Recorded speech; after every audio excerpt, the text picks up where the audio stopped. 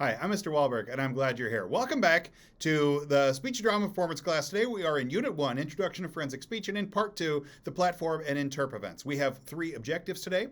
By the end of this class, you should be able to demonstrate how to use the team's super document. You should be able to describe the event's original oration and Info 10. You should be able to describe the event's dramatic interp, humorous interp, and duo interp. So let's begin in Roman numeral number 5.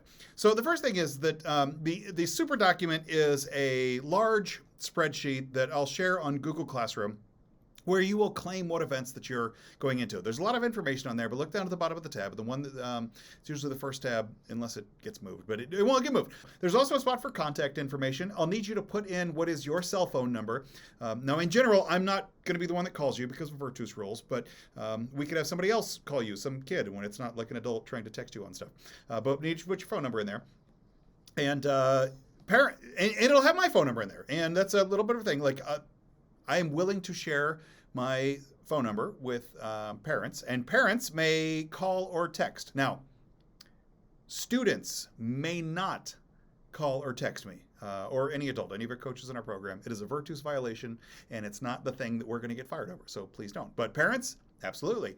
And I'm not also going to text you individually. We have a GroupMe, and you should join the GroupMe onto it. And all communication should be either to the whole group via GroupMe, or if it needs to be personal, you send it to me in an email, and you could throw a thing in the group mail. Mr. Wahlberg, check your email. That's fine. But the email is tracked through St. James Academy, and that's a safety valve for you as well as for me onto it. No individual text to me or any of the members of the coaching team.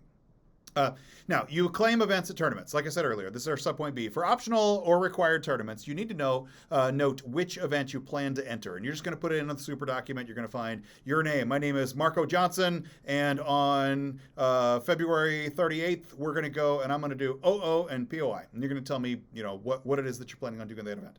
And if they are partner events, if you're going to have, like, if you are doing duo interp, then you also need to include the person that you're going to do. So Marco duo with Margaret, something like that. You're going to put both of those in there. And then Margaret's is going to say duo with Marco, something like that. And that's how you claim it. It's the super document. It's a kind of a big spreadsheet. It's mostly important to me. You're welcome to look at any of the tabs that are available to you.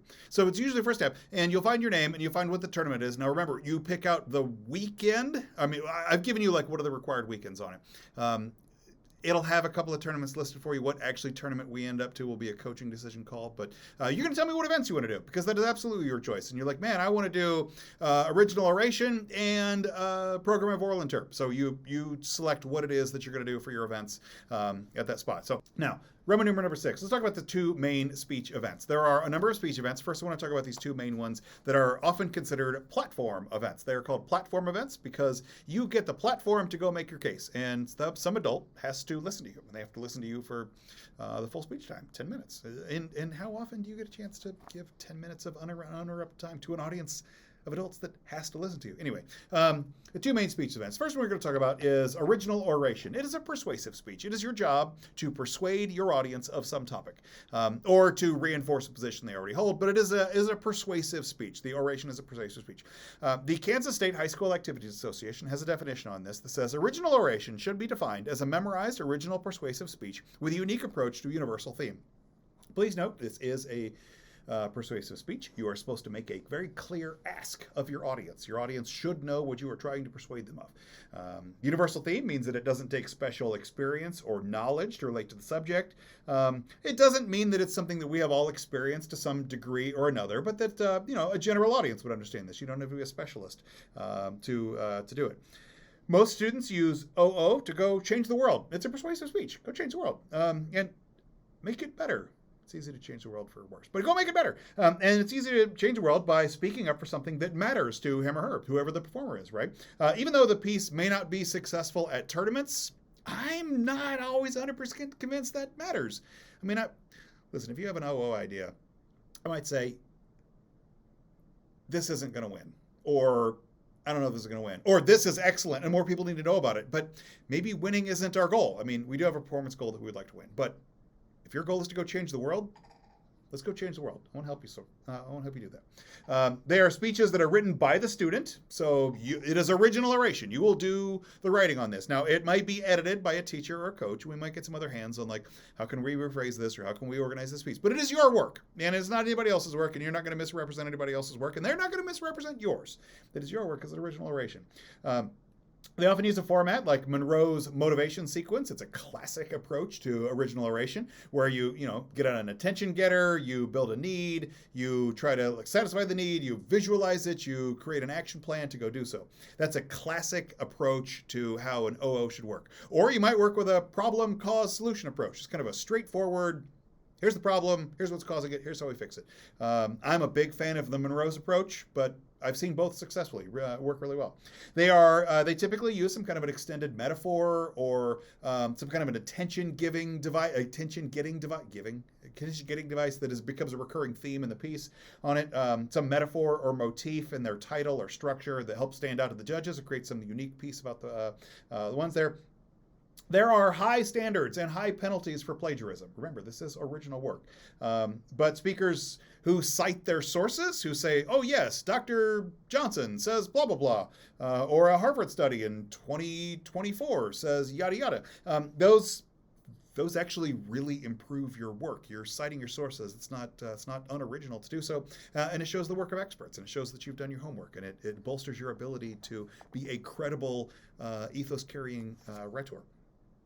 They are 8 to 10 minutes in length. An OO is 8 to 10 minutes. There's actually not a minimum on it, but if you're not going 8 minutes, maybe we should develop this. If this is something that people should believe in, we're going to go 8 to 10 minutes. The rules don't actually specify a minimum, but our program expectations at St. James Academy is that you're going to go at least 8 minutes on it. Speeches are memorized, and they are given without notes and without visual aids. So an OO is just you and the Lord and the Holy Spirit within you. Like that's it. At state qualifiers, students might need to submit a script, but invitationals will never know if you break a script. So if it's like 98% memorized and you kind of got to wing a couple of lines to it, no one will ever know. And that's OO. The next speech you want to talk about is informative speaking, informational speaking. In Kansas, we call it Info 10 to distinguish it from a different type of informal speech that's been done by other classifications. But in 5 and 6A, we do Info 10, which teaches the audience about a topic. Now, the Kansas State High School Activities Association defines it thusly. An informative speech is one which provides a learning experience for the listener by instructing or giving information in an interesting manner. The use of audio-visual aids is optional. This is an informative speech. It's not a persuasive speech. Your goal is not to persuade some people, so plan to teach someone something.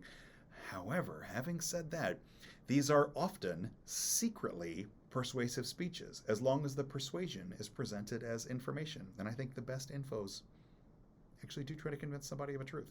There are speeches that are written by the student. Again, this is an original speech on it that is edited by a teacher or coach, but it's your work. Structures vary in an Info 10, but they generally are written like a very large 5-paragraph essay with an intro, a conclusion, and 3 like chapters of information. It won't literally be 5 paragraphs because it's a 10-minute speech, but kind of in that structure for it. There are, like with OO, there are high standards of and penalties for plagiarism, but speakers who cite their sources tend to show that they have done their homework, and that does well. That's good news. Judges really like it to show that this isn't just like the opinion of the 15-year-old at the front of the room, but also that this is like bolstered by experts on the subject. Info 10 is the only speech in all of forensics where you can use props. You can use props, visual aids. Then they could be almost anything. Easel and poster board, classic Info 10. People do foam core. They got big pictures. They're setting up there. We got a tripod easel for it. You'll just like, here's slide number 1. You put it up there. Slide number 2, and you go set it up in front of that one.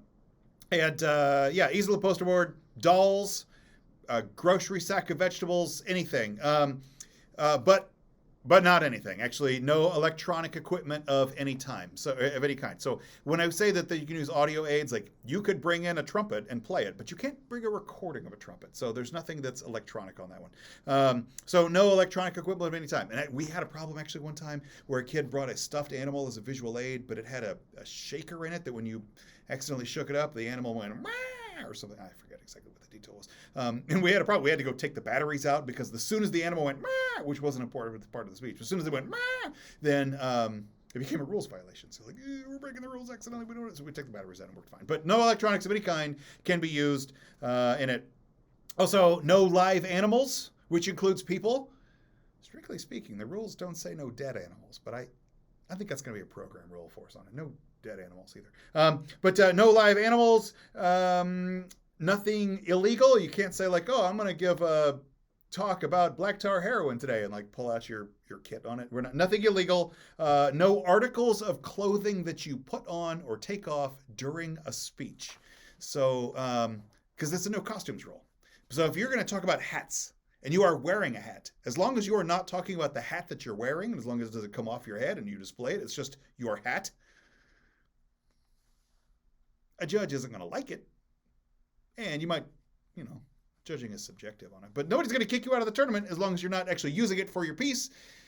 But as soon as you start pointing at the hat or taking off the hat or referring to the hat or showing your hat, like, this is my hat, like that, then it's a problem because no clothing that you are wearing. Also, no giveaways. So you can't say like, today we're going to talk about money and here's a big fat stack of cash for my judge. So no giveaways.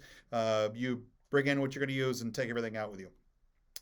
So presenters do their own setup and tear down. So you would get in and get yourself enough time to get your easel set up and your cards up there, or if you're going to lay out some stuff onto a table. If you need a table, it's up to you to go bring it into, because all you get is a room and a judge and the Holy Spirit that dwells within you, and that's it. So it's up to you to bring in everything to it. So you do your own setup and tear down. You have no roadies. It's up to do so. These are also 8 to 10 minutes in length. And like with OO, the rules don't specifically mention a minimum, but our program expectation is about 8 minutes, because if you don't have at least, a program minimum is 8 minutes. If you don't have 8 minutes to talk about, then it's not a subject that's worth learning about. So 8 to 10 minutes is what we got on there. Speeches are memorized. They are given without notes. You do get some visual aids. You cannot write your speech on the back of them. At state and qualifiers, students might need to submit a script to do so, but at invitationals, again, like with OO, they will never know if you have a 98% memorized and you're kind of improvising a couple of the pieces. You'll need to have a works cited page if you're going to be citing works onto it. Those are our platform events. Those are the classic speech events. There are some other speech events. We'll talk about those in a different context. But in Roman numeral number 7, I want to talk about some of the drama events, some of the ones that are known as Interp events. And there are 3 that we're going to discuss here: hubris interpretation, dramatic interpretation, and duo interpretation. And they all kind of sound alike because they're related. Okay, first, HI, humorous interpretation. The National Speech and Debate Association defines humorous interpretation thusly: HI is designed to test a student's comedic skill through script analysis, delivery, timing, and character development. You will be judged on whether or not you're funny. That's the event. You pick a piece, and we'll probably need to simplify it for a performance. Most pieces were not invented for forensics performance, so we might need to kind of simplify it for a little bit, but that's a normal piece, and we'll do it. Usually kind of trimming some extra lines, removing some characters, stuff like that. We gotta simplify it because it's just you. Now, HI performances are usually structured as like you get a little bit of a teaser of the script. I'm going to give you 45 seconds of the script, and then you step out of character. You would do an introduction to the piece, and then you step back into the piece with your normal script stuff: exposition, inciting incident, rising action, climax, falling action, normal stuff. You're an actor doing a piece. You got to have a narrative arc to it. The purpose is to be funny, or at least humorous, and yeah, there might be a difference to those, but HI is a crowd pleaser. People love it. People love it. So but comedy is difficult. I would actually say that HI is maybe the hardest event to do, because comedy is difficult, and particularly because you are doing this where you are just one performer doing an entire script. You might be playing multiple characters on that, and you just have one judge. You don't have an audience. You have to bring all of the humor with you. And that's why sometimes people think that HI is like the easy event, because you just got to be funny. You don't have to bring the drama to it. But I'm going to tell you, HI far harder than the other events, because you got to bring it, and it's awesome when people bring it. Let's bring it. Let's do it. Let's go share this joy. The performances do not use notes. It's entirely memorized, and they do not use costumes. So like with the other things, like we don't even really want to see you dressing like your character. So if your character is a person experiencing homelessness, you're not going to come in as a person that doesn't have a home, like, or doesn't have a stable living environment. Like, you are going to come in as a high school kid and presenting your best onto us. So no costumes. There's no sets, there's no scenery, there's no props. It is you, the judge, the classroom, and the Holy Spirit that dwells within you. Like that's it. So interpreters usually play multiple characters. You play every character in the script. You're going to be changing your voices for some people, and you're going to be like old and crotchety, and you can change the way that you're standing and whatever it is going to be. But you're going to have distinct voices and postures, and show us your range. It's an interpretation event. Show us that you can interpret. There are a lot of monologues that do well here, and I think that they're awesome. If you could start working in multiple characters to it, dude, let's do it. Selections in these contests need to be cuttings from published printed pieces. They could be novels, they could be short stories, they could be plays. HI could be poetry. I've never seen it done, but it could be. But it needs to be published and publicly available. And so if you write your own piece, actually you're not allowed to do it. It needs to be, and it needs to be widely published. So if it's like, man, somebody wrote something in our high school lit mag and it's really great and it's dynamite and I want to do it, it's not really publicly available and somebody else at a competing high school doesn't have access to it, and that's not fair. So it needs to be publicly available to do it. But within that, it's pretty wide open, and we can adapt a lot of things to be a good HI. Selections need to be, if it's recorded material, videotape, DVDs, audio tape, CDs, phonographs, all like that, all of that's prohibited. You can't say, like, you can't have a recording of the other character and then you are responding to that other character, like you're bringing the whole thing into it and there's nothing else that you bring into it.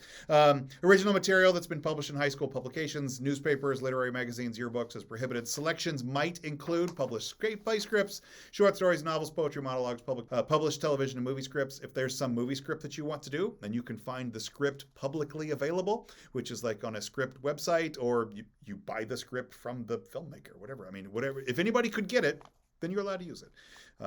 I can't write you one. If I have any published material, you can't use that. It can't be developed in-house. So we go. These are, again, 8 to 10 minutes in length. The event does not specify a minimum, but our program expectation is 8 minutes for all the reasons we've talked about before. The next type of interpretable event, the next type of Interp event. I'm not going to invent it. The next type of Interp event is dramatic interpretation. DI, dramatic interpretation. It is, contrary to its name, not all about drama. Basically, anything other than comedic or humorous pieces can be used. Dramatic elements are key aspects of the event. It could be melodramatic. It could be, like sad. It could be angry. I will say that melodramatic or intentionally sad, just like depressing stuff, they're not really ideal choices for performances. We should see a range, and not everything should be like, everything is bad, you should feel bad. Like, it's show your range, and the script should show your range as well. Students who choose to compete in dramatic interpretation should focus on suspending a little disbelief of the audience by portraying a realistic emotional journey of a character. And it should be a journey. You should have an arc to it. There should be a beginning, a middle, and an end, and an emotional arc and resolution at the end, and a falling action and a denouement, and should end with a sense of catharsis and hope. And if it's like everything is bad and it will forever be bad, like come on, that's not even good drama. That said, everything else is exactly like with HI. No costumes, got to be memorized, got to be publicly available, all the same stuff as with HI, as with DI, except it's not funny. There actually can be like funny parts in a DI, and they're wonderful. Wonderful when you can show the range on that. But okay, subpoint C is duo interpretation. Welcome to the only individual event that has another individual with you. It's the only two-person event in the entire game of Kansas Forensics. The National Speech and Debate Association describes duo interpretation thusly: duo is an event that can be dramatic, comedic, combination of the two. With the requirement of an offstage focus, duo is one of the most unique forms of performance. The main objective is to maintain a sense of balance between the performers, to focus on the relationship between the characters they create. So they've got a lot of things going on there. We'll kind of break down the piece of it. So, it is an offstage focus, which means the two characters never actually look at each other. They can, but they're not like addressing each other. They are addressing the judge. They have an offstage focus. They might like look side by side to them. Scripts are cut and structured similarly to what you see in HI and DI. But it's important to have balance between the characters. You can have one character that does 85% of the lines and somebody that's like 15, and they're the funny person on the end, whatever. They need to be reasonably balanced between the two characters because it is a two-person event, and both people bring it to the group there. Interpreters don't look at each other. They imagine that they are looking at each other off stage, which is acceptable. They don't actually touch each other. Although if you watch some duos on YouTube, you're saying like, that looks pretty touchy. But nope, we're going to follow the rules because we are scrupulous rule followers. And they don't actually touch each other. They don't actually look at each other. Duo is maybe the biggest Interp category because they might be funny. They might be sad. They might be angry. They could show a total range. They could be dramatic. They could be comedic. They could be both. You're not in a category right there. They could be either one. I would say in the last couple of years, there's been a switch to dramatic. And I'm tired of it. I'm like, I mean, I get it. I know drama's important. But you go and watch a duo round. It's like, sad, angry, sad. And you finally get something that's like, oh, these people seem to like each other. These people have like an outlook on life that is a pleasant one. It's so refreshing. Anyway, you're going to pick your piece. You're going to pick what speaks to you and what you think you would like to perform, and you're welcome to pick whatever. Like, don't let me tell you what to do. I mean, kind of. I'm your coach, but let's make it a conversation. Okay. The main job is to maintain a sense of balance between the performers that focuses on the relationship between them and the characters they create. You need to show that you relate to your other person in some particular way. It's not necessarily an event for best friends.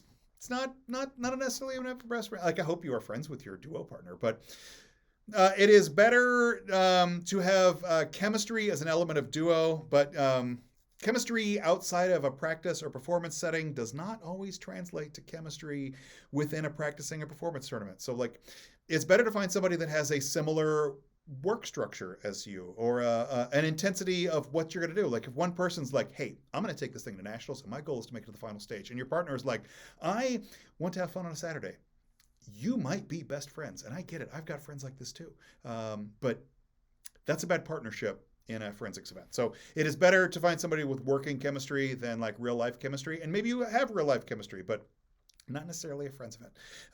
The partners need to complement each other stylistically. They need to have a similar skill set and work ethic. That does not need to be the same person. Somebody can be, the straight man and the wacky character. That's fine, whatever it could be. But you need to have a similar skill set. If somebody is like a really gifted actor and they've been practicing for years and they're like, man, I'm a veteran of the stage, and somebody else is like, I think I like this, and they're going to try it the first time, I love it. I like it too, and I love to see you there. But if you don't have a similar skill set, it's going to be a mismatch in the piece, and neither one of you is really going to get the best experience out of it. And I want you to both get a good experience out of it. Literature needs to work with both members of the team.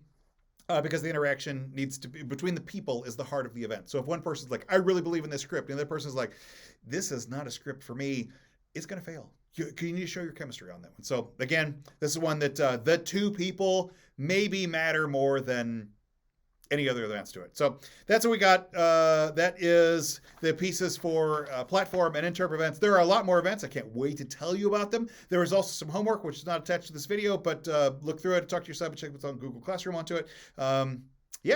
This guy, there's so much more. I can't wait to talk about it. I love this game. Make sure you like it, subscribe. God bless you.